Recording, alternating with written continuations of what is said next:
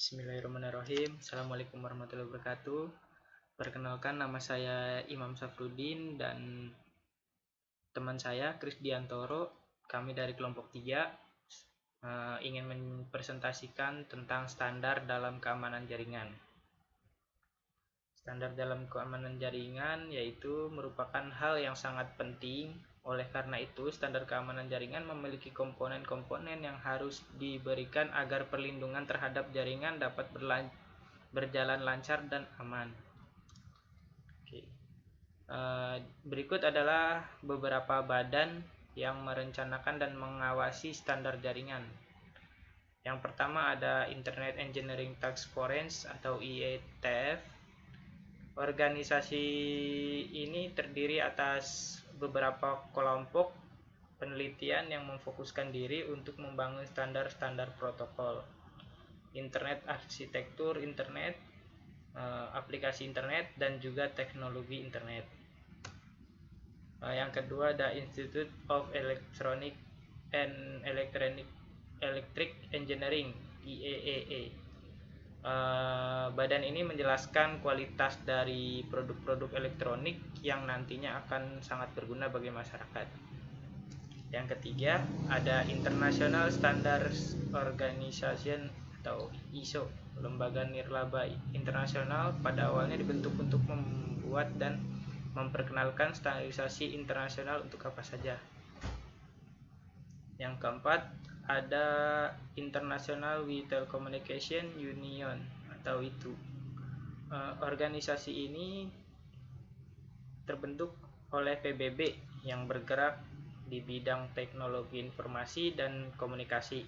Itu memfokuskan diri untuk meningkatkan infrastruktur telekomunikasi di seluruh dunia. Di sini ada standar-standar keamanan jaringan. Standar sistem keamanan jaringan pada umumnya harus meliputi aspek sebagai berikut, yaitu akses kontrol berperan untuk mengkontrol segala akses yang akan masuk ke dalam jaringan Anda. Karena tidak setiap pengguna harus memiliki akses ke jaringan Anda. Untuk mencegah jebolnya jaringan Anda, perlu mengenali setiap pengguna dan setiap perangkat yang masuk ke jaringan Anda. Yang kedua ada keamanan aplikasi, digunakan untuk melindungi celah yang ada dalam jaringan komputer. Karena setiap aplikasi pada umumnya memiliki sebuah celah yang dapat digunakan oleh orang lain untuk menyusup dalam jaringan Anda. Yang ketiga ada segmentasi jaringan yang didefinisikan. Perangkat lunak menempatkan lalu lintas jaringan ke dalam klasifikasi berbeda dan membuat kebijakan keamanan jaringan lalu mudah dilakukan. Idealnya klasifikasi didasarkan pada identitas endpoint. Untuk sekedar alamat IP, Anda dapat menetapkan hak akses berdasarkan peran, lokasi, dan lain-lain, sehingga tingkat akses yang tepat diberikan kepada orang yang tepat dan perangkat yang mencurigakan terkandung dan diperbaiki. Sekian dari saya. Selanjutnya akan dilanjutkan oleh Kris Diantoro. Assalamualaikum warahmatullahi wabarakatuh.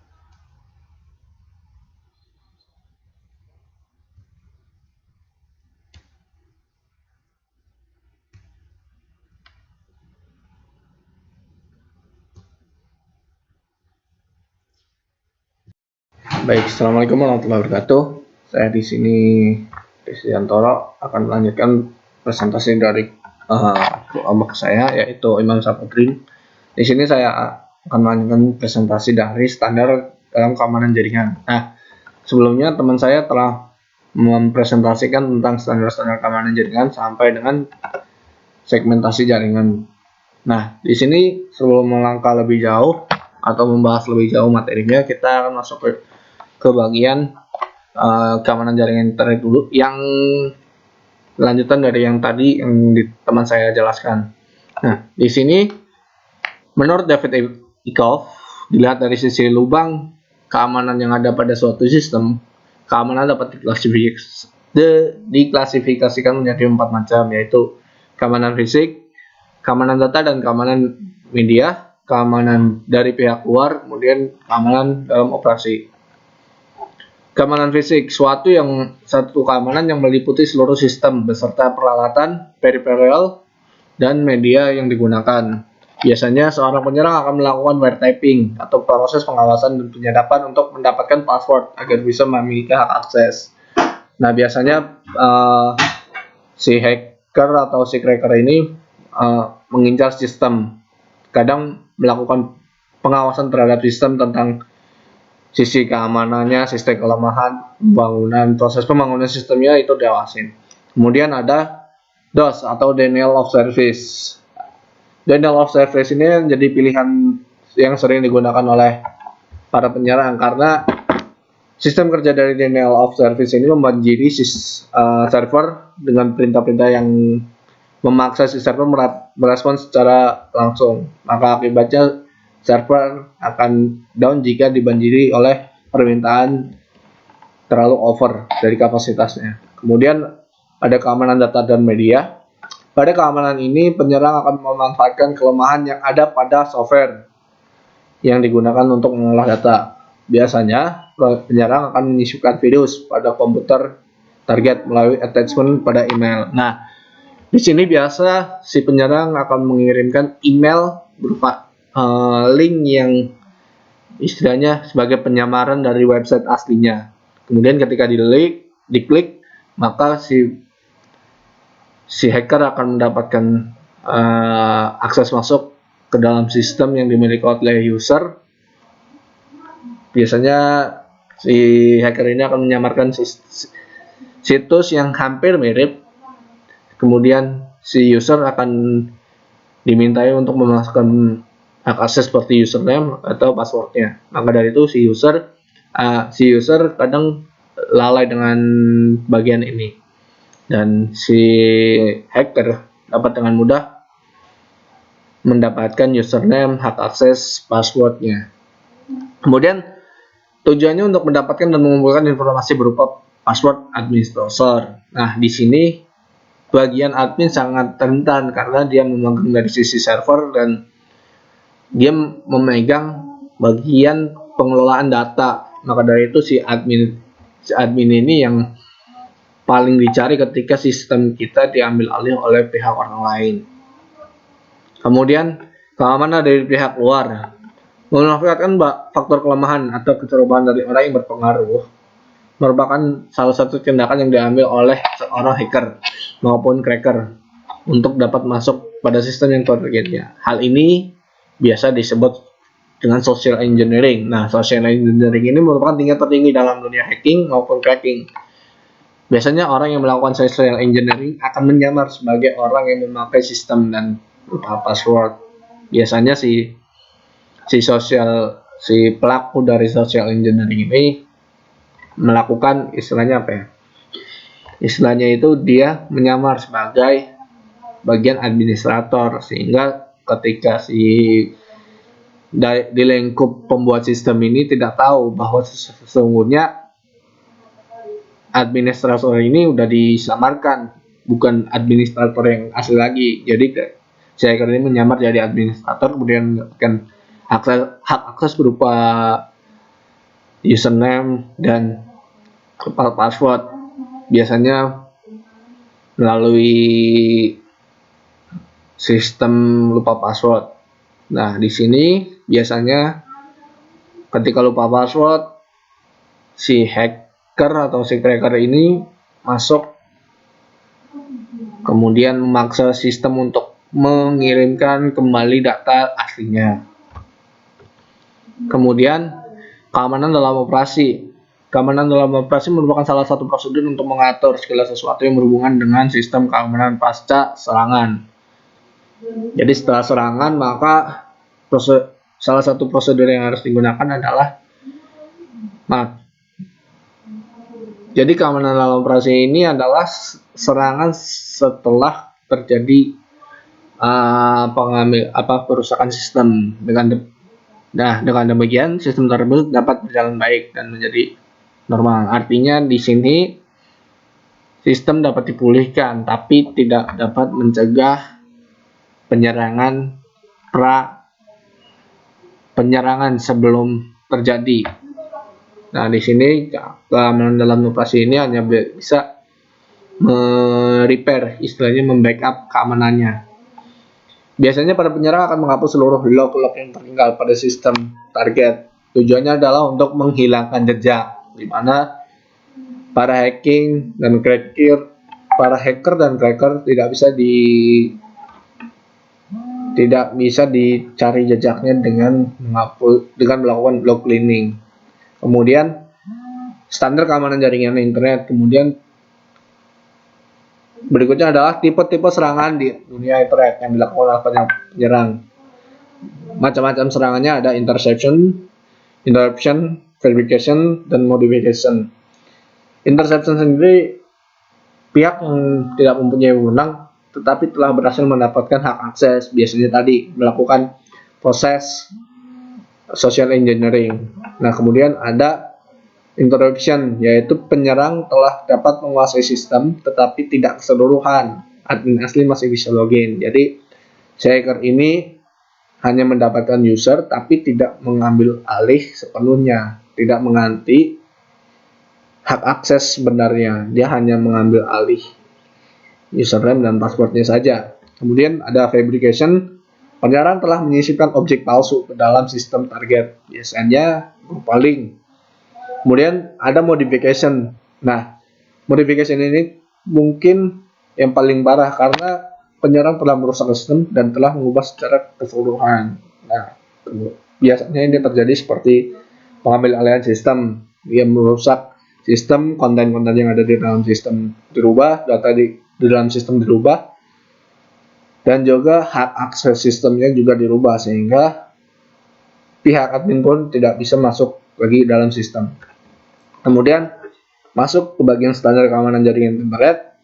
Nah, standar keamanan jaringan internet ini meliputi 1. Privacy atau confidentiality. Sistem harus memastikan bahwa informasi dikomunikasikan dan disimpan secara aman dan hanya dapat diakses oleh mereka yang berhak saja, yaitu dalam hal ini si user yang telah diregister dan si admin yang memiliki hak akses. Kemudian data-data pribadi yang bersifat pribadi harus dapat terjaga dan dapat dipastikan terproteksi dengan baik. Contoh kasusnya yaitu seperti usaha penyadapan dengan program sniffer, usaha-usaha yang dapat dilakukan untuk meningkatkan privacy dan confidentiality adalah menggunakan teknologi kriptografi atau penyamaran, pengubahan dari bahasa yang dapat diterjemahkan oleh manusia ke dalam baris kode yang diacak kemudian tidak bisa dibaca oleh manusia. Kemudian ada integrity, sistem harus memastikan bahwa informasi dikirimkan secara menyeluruh, lengkap, dan dalam keadaan tidak berubah. Informasi yang dikirim tidak bisa diubah tanpa izin pemiliknya. Contoh serangan adanya virus Trojan Horse atau pemakai lain yang mengunggah informasi tanpa izin, man in the middle attack, di mana seorang menempatkan diri di tengah pembicaraan dan menyamar sebagai orang lain. Nah, di sini penyadapan. Biasanya sistem harus integritas, dia harus harus mampu melakukan proteksi dari proses penyadapan. Nah, kemudian ada availability, sistem bertugas mengirimkan, menyimpan, dan memproses informasi dapat digunakan ketika dibutuhkan mereka yang membutuhkannya. Contoh hambatannya adalah denial of service attack, di mana server dikirimi permintaan palsu yang bertubi-tubi dan permintaan yang di luar perkiraan sehingga tidak dapat melayani permintaan lain atau bahkan sampai down and crash. Nah, di sini jika terjadi seperti itu maka sistem akan lemah dan akan diambil oleh para hacker atau cracker. Jadi sistem itu harus availability, harus mampu menjaga kerahasiaannya. Kemudian ada authenticity, sistem harus memastikan bahwa pihak, objek, dan informasi yang berkomunikasi adalah real dan bukan palsu.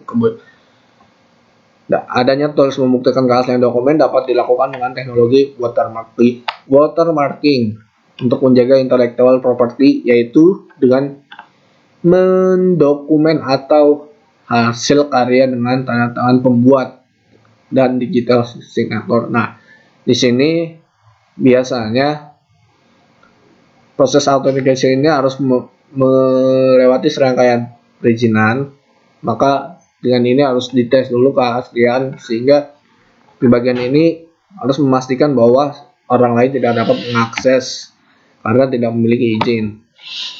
Kemudian standar berikutnya adalah standar keamanan jaringan dalam pengkabelan.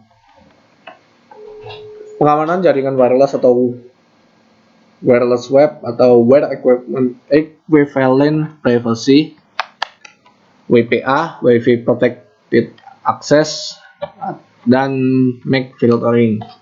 Yang pertama di sini adalah Web Equivalent Privacy, suatu metode pengamanan jaringan nirkabel yang digunakan pada wireless enkripsi web.